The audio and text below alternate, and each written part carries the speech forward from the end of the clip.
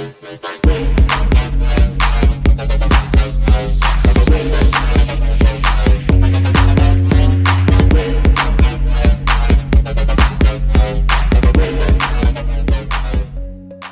is up, everybody? This is the Anime Squad Minis, episode 13. I'm your host, Omar. And this is David.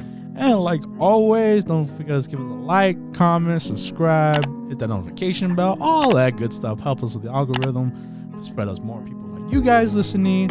And like always, we have social medias, like Twitter, Discord, Instagram, Facebook, all that good stuff. You can follow us there, give us a like, we talk back. And last thing for surely, timestamps for the favorite shows of this week. And yeah, let's just jump right into it. Starting off with bottom tier character Tomozaki, episode 8. Ooh. Yeah, this one's basically the continuation. Yeah, I don't know. Right now, like, I guess the situation we're at is like, I guess we need more with her. It's more like not about our Tomozaki. If anything, it's about Minmin. Yeah, and like just what she's been going through and what how it's affected her like to this point. Mm-hmm. So we kind of need the backstory, which it makes sense. Like if you're trying to get to know a person, really know the person. And I don't know. I like this episode more than last week. If anything. Yeah. That's how I felt. And yeah, we basically see how hard she's taking the loss when she lost to Ayo again. And even during the track meet club, she's like, I can't be here no matter what. How hard I try, how hard I push myself. The pressure got to her pretty much. Yeah. And you can relate to that, when like you try so hard. I think with this episode in general, I think it helped. What's her name? Naman? No, name. Nimini? I mean, Minmin. No, not her. The other girl. Oh, Tama? Yeah. No, I think so. No, the main girl. I. Yeah, Ayo. I think yeah. It makes her more. What do you call it? Not much of. Because at the same time, no. In general, she kind of seemed like a mean character. Mm-hmm. Like she's only doing this for the MC. But on this episode, you got to see more of the character, I guess. I guess in a way, to see how competitive she also is. No. As in, like, she cares about the other characters, too. Because it felt like she didn't care, like, in the other episodes. Okay. I mean, yeah. Like, especially when Minmin left, right? Yeah. She was like, oh, what happened to her? Like, she's not here with me. And I think that's what inspires Ai, because she has a competition. She has someone like stepping her game up and anything, and like just like the whole basketball match in middle school they had. That's what drove them to like keep to where they are now, to keep pursuing all that stuff. And yeah, that was basically the episode. I think it was just about Minmin, how she's trying to overcome it. She had her breakdown, which. If you're a competitive person like that, I feel like you could really relate to this. Mm-hmm. And sometimes I think we sound like a broken record. Like even though you try and fail, it doesn't mean it's the end. I mean, you'll come back later and push it further. What was the thing that I think the one thing that helped her the most is her friend. Oh, Tama? Yeah, I think so too. She's my number one. Yeah, because when you see your friend down and stuff, and you try to help as much as you can, but sometimes you couldn't. Like our boy, he couldn't do anything as much as he wanted to. But Tom was like, "Hey, you're not number one, but you're my number one." And it was sweet. It was a sweet thing to do, especially when she bit her ear, like how she used to do to her. So I was like, "Oh, it's adorable." But yeah, it felt weird because the show's about Tomozaki and how he's trying to socially be better, and this one was like, let's just put that on the side. If anything, I really enjoy it like this. I like more interaction with the characters he's supposed to try to. That way you're more attached to them. Yeah, because in the beginning of the episode, these few episodes in general, they didn't connect as much. You get me? Even though we're trying to connect I can't say his name. Tomozaki-kun. Tozumaki? Tomozaki-kun. Yeah, there's, I don't know. For some reason, it doesn't connect because I'm not, like, I don't care about the other girls until they give me, like, I actually care for them. You got me? Yeah, like something like you grow attached to, like, oh, like I can see why she goes through that and stuff like that. Yeah. No, I understand. But yeah, I think this one was solid than last week, if anything. And it was finally like a conclusion to her arc, if anything. Yeah. So yeah, I'm looking forward. I like how at the end though they try to conclude the guy's gift and whatever. You got him a game controller. That was sick. Gave him a controller. Wireless too. That's not cheap. I only asked about the relationship. Oh, which made them laugh. Yeah. Why would you ask that? Why would he care? But that was funny. But hey, I can't wait to see what happens next. See where we go from here. I mean, it's only 3 more episodes. I think. Yeah, for this season, and we'll see where it goes from there.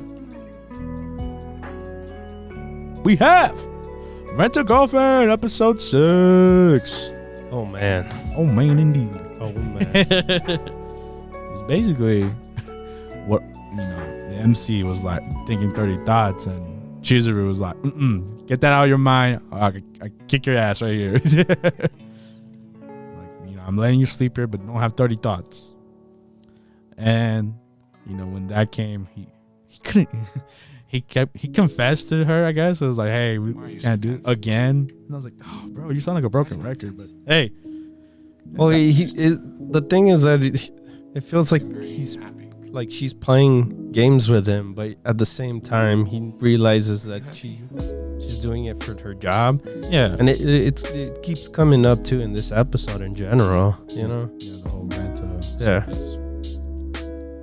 And it hurts the guy every single time, and you get it, you're like, you're not supposed to like the person, you're just supposed to, get, I don't know. Well, it's basically not to feel alone, or like, say you want to go on a dinner date, you're not a +1. I mean, you're not like a self, you have a +1 with you. Yeah. And it's very like, it's more like a Japanese thing, if anything. Well, like the whole being, because that is a big problem over there, being alone and stuff. So there is services like that. You can rent a mom, if anything. But yeah, again, they didn't tell their grandmas that they're breaking up or anything. So that problem's still not solved. And now with the friends, they still believe in him. Yup. Even to a point where our bro, the wingman, if anything, was super jealous. Like, damn you, man. Crying blood tears. Yeah, blood tears. Jesus. But hey, the second half was interesting because we got introduced to the other girl, Ruka, the blue bow guy. The blue bow girl, which obviously horrible first impressions from our MC. Yeah, they bumped into each other. He's a freaking hentai. Perv. Yeah. And it was a shock to behold when his friend was like, yo, I got a girlfriend too, we should double date. And I was like, what the hell? How did you land one? Because he thinks if himself, like, I don't get a girl, he's probably not gonna get a girl. He has a real girl. Lo and behold, it is a real girlfriend. I'm curious. She's probably like, maybe she's a rent-a-girl. That was suspicious. I was having too. Like, even like the end when well, I'm jumping into conclusion.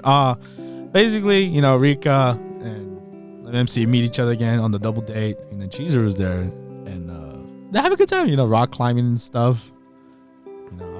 That is fun to do. But the perv mind of his. No, the friend. The reason why he made him rock climb. Well, the friend intentionally why he did it, but then obviously MC as well was like, ooh, googly eye. I was like, oh, this is the reason why. But yeah, back to what you were gonna say.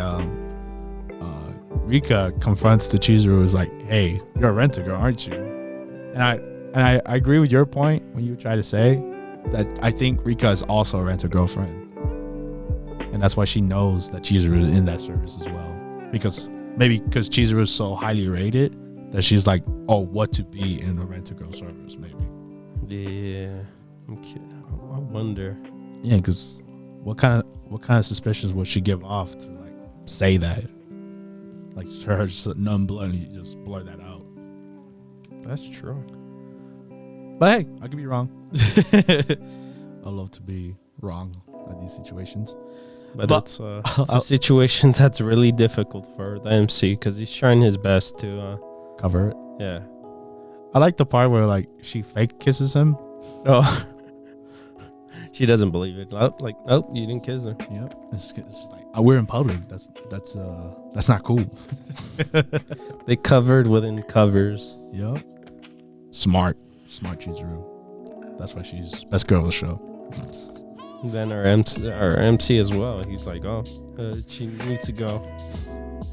She's got to get out of here. Get out of here. Hey, he dumb goof, bro. Why he try to follow Rika, man? I don't know. We'll see. That's why she got him. She's like, oh, I know you're hiding something. Why would you come after me? Bam. Got you. We'll see what happens, man. I'm curious. I'm curious to, obviously, or the last 2 episodes with the whole ferry and now the ferry boat and then this. Like, I want to know what Rika brings to the table. Mm-hmm. Next episode we have is Platinum End, episode 18. And in this episode, we have our one god candidate, Tamari, that was actually in captivity. Now she busts out of the government building and escapes because all the other god candidates need everybody else to kind of make the firm decision as to who God is going to be. Because again, now that Metropoliman's gone, we don't have to worry about everybody killing each other all the time because now we have like-minded individuals left over. So they could actually be able to think about and like actually talk over. It's like, okay, we need to figure out a plan. We need to figure out who could be God and stuff. But yeah, no, they got Tamari out of there. Kind of creatively, because she manages to shoot like 3 government agents, and one of them dresses up like her to kind of like give the others the slip. So Tamari got away just fine. But yeah, so we got the squad, I guess you want to call it, together. All the other god candidates, except for one. We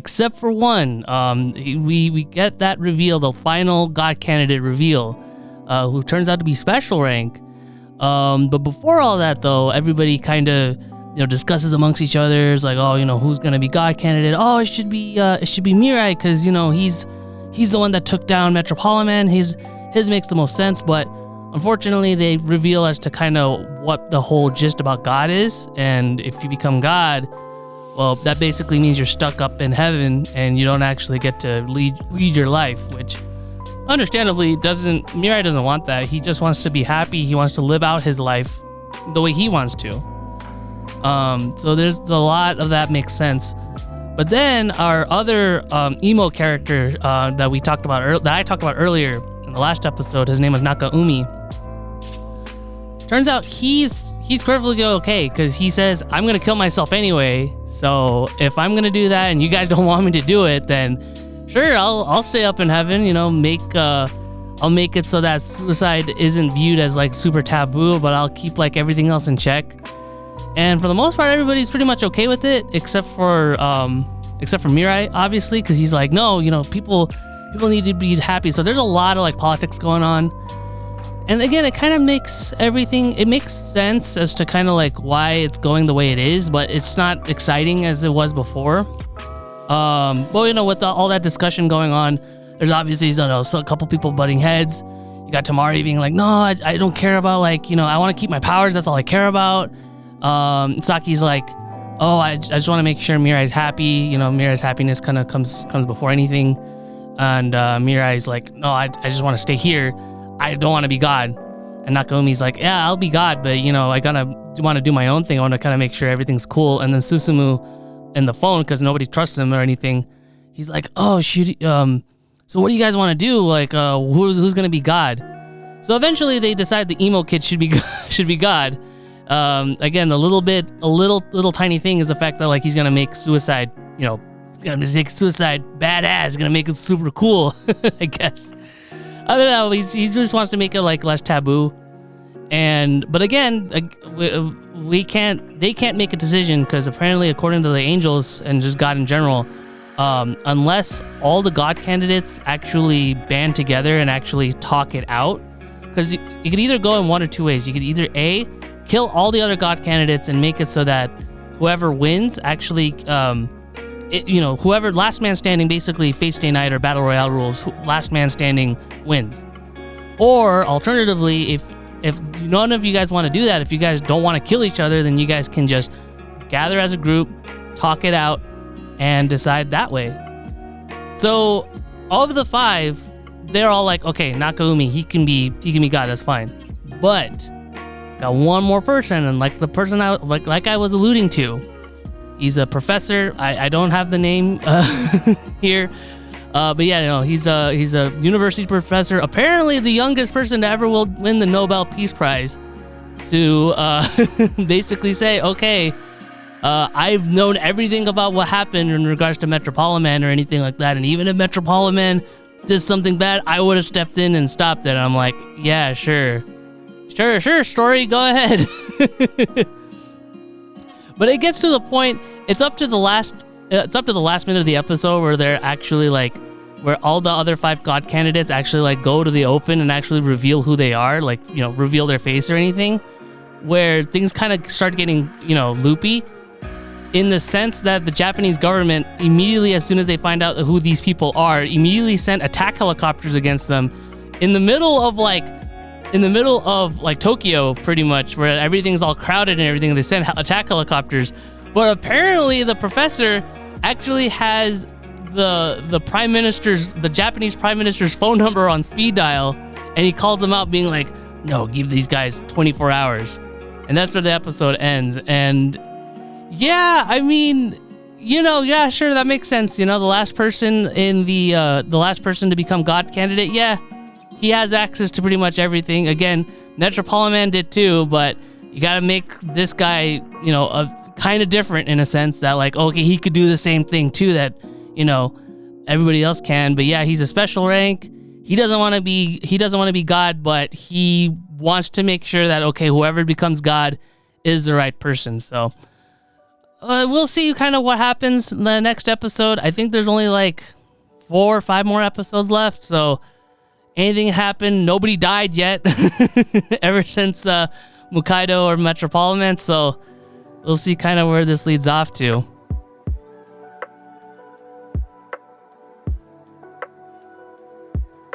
We have Lupin the Third, Part 6, Episode 18. Episode 18. And this 18. one, yes, and this one's kind of a continuation, right? No. No, it is. No. It's a continuation of the main plot because, because Natra is there. Yeah. And No, well, the whole purpose why Lupin was going there because of Tomoe. Yeah, Tomoe. Yeah, so it's a continuation of that plot because even though that whole protege thing, even though that got resolved, this one's just more or less like, okay, where's Tomoe, or kind of what's going on with her? Yeah, where's my mom? Where's my mom? Basically confirming that theory, right? Where's my mom? But yeah, but it was cool seeing Mattia again, like when he read the newspaper thing, and then he went to go. Where did he go? He went to Croatia. Yeah, it's a country that this girl that Lupin ended up kind of helping, Hazel. Yeah, I thought it was kind of like Spain or something. I have no idea. More or less, I want to say. Yeah, you guys tell us. You guys tell us in the comments how wrong we are. But yeah, Lupin's over there. He's by himself, right? Or he's with the boys, but he was like... He was with the boys for a little bit, but for the most part, he was kind of doing everything solo. Mm-hmm. So, it was cool seeing him and Mattia reunite, rekindling the spark, maybe? Yeah, it was kind of cool, too, because, like, the outfit that Lupin, the disguise that Lupin had kind of, like, made him look like a big brother. Yeah. Yeah, that was cool. And, But yeah, like Robbie said, we meet with Hazel, who Mm-hmm. apparently was with Tomoe, but Yes. doesn't know much. She was under tutelage of Tomoe. Yeah, but she hardly remembers as well, Mm-hmm. like vaguely. But then, obviously Lupin trying to find any string to this to Tomoe, he goes after her. Yep. And she's in a political, drama, all that good And stuff. of course, when scandals, all that. Pretty much paparazzi, Yes. all that stuff. And the latest paparazzi that sprung up is Lupin and Hazel actually spend a night together? What? Our political figure messing with the famous thief? Can't be trusted. Yes. And obviously with that kind of noise, I brought in Zenigata and his group. Oh yes. And he was like, yo, girl. By the way, that was kind of cute though, between Ari and Yata. Yeah. I was saying that when I was watching. I was like, man, these are some recurring characters now. Yeah. Yeah, I guess part 5 we started getting with Yata, yeah. Yata, yeah. But part 6 in this particular arc, or this series, I guess, we have Ari now. Yeah. Who's now part of so basically Zenigata now has his own crew, essentially. But you know what's funny, Rabbi? I noticed this season that we're not getting a lot of Zenigata. We got everyone else, like everyone of the squad we see the most besides Zenigata. Yeah, because even part 5 had a few episodes that was just dedicated to Zenigata, but nothing in this one, no. Yeah. Maybe that could change. I feel like a big reason why though is because they also had Sherlock Holmes also for a good chunk, and Sherlock Holmes is essentially Lupin's other half in that sense that he's a detective. So having both him and Zenigata would have been kind of like clashing in a sense. It didn't work in that part. I guess for now it's just mainly Lupin in general. So. Yes. Lupin and his group. Yeah. But yeah, obviously with that whole scandal coming around, Lupin had to help Hazel with her situation. Yes. With the framing and I think there was a video, right? Yes. That we're making a fake video, what are they called? Fake deeps? Deepfakes. Yeah. And I was like, oh damn, I didn't know you could do that. But yeah, hey. Technology. But Lupin cracked the case because that's he took him out like quick. Oh yeah. Heck yeah, bro. That's Lupin for you. At the end, he's just playing with the slingshot from that one guy. Yeah. Which is a cool slingshot gun thingy. Yeah. So I'll be fidgeting with it too. Right. But hey, since he helped her out, she helped him out a little bit with more info, which kind of led to another thread. But who knows? Who knows? Rabbi, I'm curious. So with the girl, like, what is she in general? Are you talking about like No, the other girl. Matia? Yeah, Matia? Yeah, what's her thing? She's just a flower shop girl, as far as we know. Yeah, That's why I'm anything. confused. I'm like, Or I'm is she pretty something else? Yeah, they're most likely gonna allude to something else that's like attached, maybe. Yeah, I'm pretty sure. So I'm like, why is she there? Like, what's this whole purpose of her being there in general? I know Lupin was just chasing the car. Yeah, because she even even in the beginning of the episode, she said that like, okay, I'm gonna not. Even though I came back, because like Lupin was saying like, oh, you could have just taken like a few more weeks off because you just had that since you just came out of the hospital. But she was like, oh no, I'm gonna be leaving soon anyway. I'm gonna be quitting. I'm gonna start doing my own adventures. So I don't know. Maybe there's a lot more here that we don't know about. Do you think that's the lie? Maybe who knows? Remember the episode is lies and what? What was it? Something in lies. Part 1. Oh yeah, it was part 1. Yeah. Yes. I went to this episode. It's a part 1 because again, with the end of the episode, we revealed that Hazel was murdered. She got shot. Yes. And Zenigata goes to jail. Maybe next episode is gonna be Zenigata's episode. That's what I was saying. Like, oh, I mean, especially if since he's framed for murder. I mean, like, all right, you gotta have some of it, focus like, on him. What the hell, man? How do you do it? where was his crew, bro? Right? Yeah. If it was Lupin, They're probably flirting with each other, probably. still busy at a diner. They're whining and dining, man.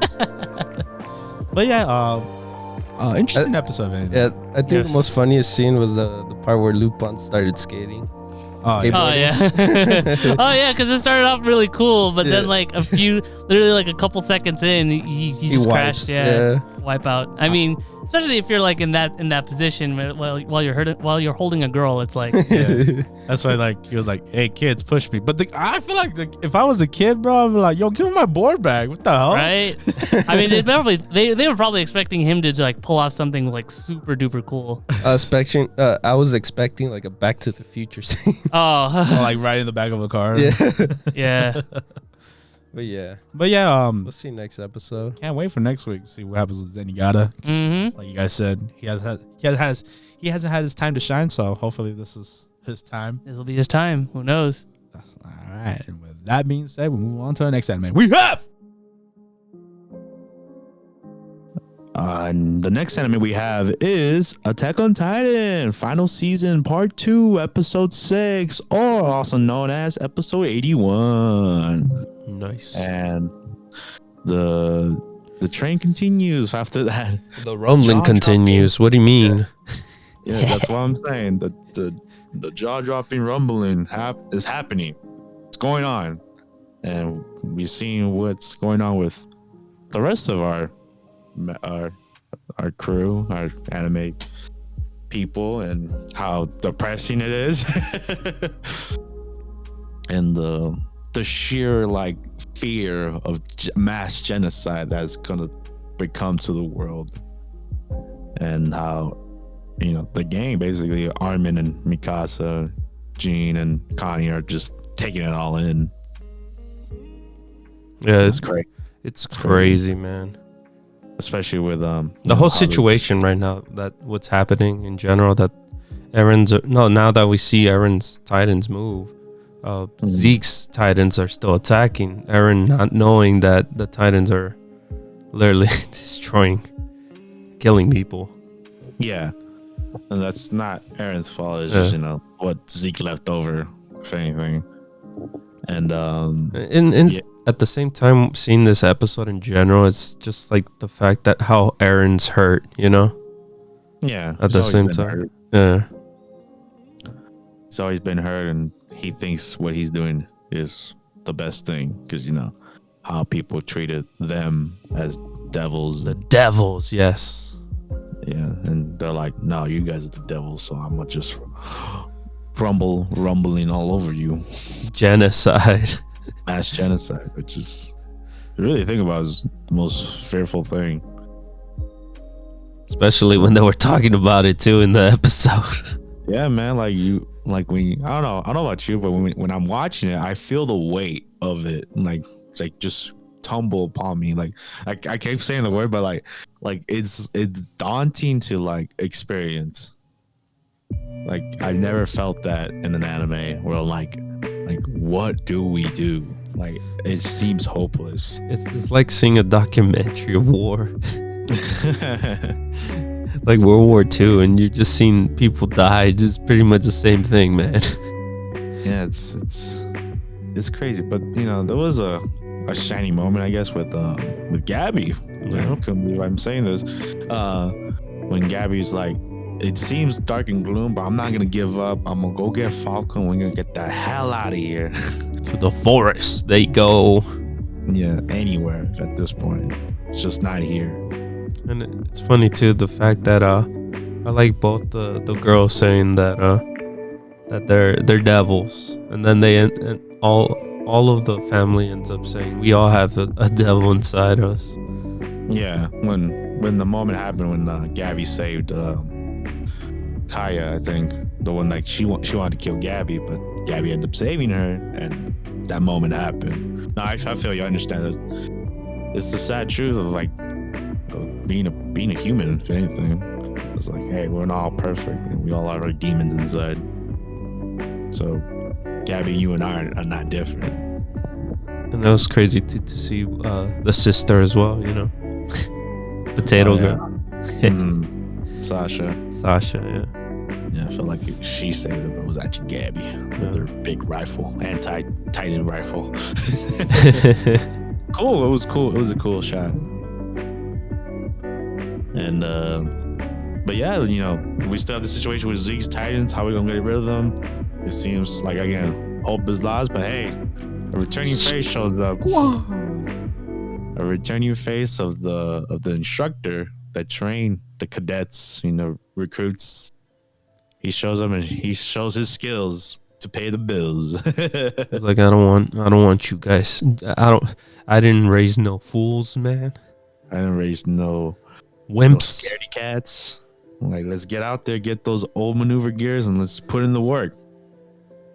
And it felt nostalgic. It felt like, when we first watched the first season of Attack on Titan, how they were killing them with the old maneuver gears. And Well, it's been a while since we got into Titan fighting, right? Yeah, Since that's why I season said 3? I felt like nostalgia, like Oh, how no. they used to kill Titans. Yeah. And so it was cool to see. Yeah. And obviously this being a different studio doing it, they did a good job of reenacting how the movement went. And then I think the powerful part was when Gabby and before that, I guess Connie and John, and then Mikasa. Oh yeah, they have the talk, right? Yeah. And that was pretty sad too. To listen to what Connie says, like, I visit my mom every single time just to see her like that. I get what him too, You understand where Connie's coming from. I mean, we all would do the same thing if it was our mothers.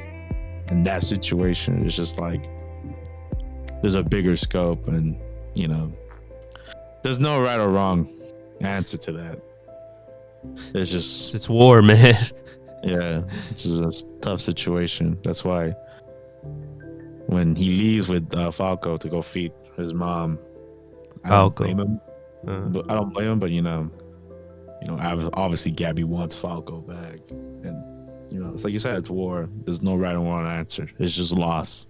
If anything, I have a feeling that once it got to Gabby talking about Eren, like, oh, you guys talk to Eren, tell him to, It was sad here too. It was like, what can they do?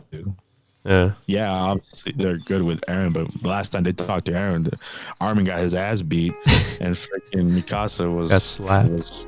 Yeah, so I don't know, man. And the saddest moment of the episode was seeing Pixie. Oh man, especially seeing Armin, just seeing him. Yeah, everyone. The group basically. Yeah. They're like, damn, he's been there since day one. He's the reason why we get this far, and just to see him to become just a simple Titan, it was sad to see. That's why he had to kill him, bro. It was like, hey. Well, especially when John ends up telling him, like, hey, this is our job. Yeah, let's get to work. Yeah, man, it was tough. Although it felt nostalgic to see them killing just Titans, it felt sad as well. So it was tough. There's no side at this point. I don't know. I think flock has a different meaning to that. Oh, that's true. When Flock is alive again, God, this man never dies. I don't know how he managed to survive this one. I don't know, man. I'm amazed Reiner's still alive. I know. Well, he looks like he's gonna die, but doesn't seem so. He happened to unharden at the wrong time. Not his fault though, because we find out that Eren stopped their power-ups of anything when he awoken his Titan and began the rumbling. That led to another situation. Yep. One particular person that's been out of the series since the end of season 1. Damn. Yeah, that long ago. That Annie, who has been in the crystal for so long, finally came out. I'm curious on her thoughts, and she's been. I have no idea. She is a wild card. She doesn't know what happened. She's been stuck in the crystal for God knows how long. She's probably just thinking the old ways, if anything. Like, who knows? Who knows how she's gonna react? If she's gonna just go berserk? Yeah, I wonder how she's gonna talk to the Marlenes or the Anything. Islanders. Yeah, that's why I That's a wild card right there. It is legit the definition of a wild card. We don't know what she's gonna react. It's like waking up from a chronal sleep. Oh, I can't say the word. Oh, chrono sleep or coma, if anything. Yeah.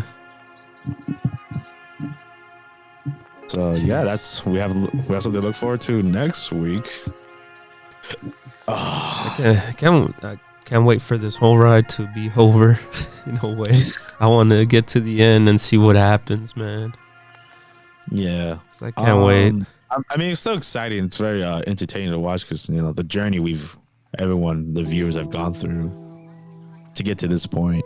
It's amazing, if anything. No. So, but hey, we have next week. So,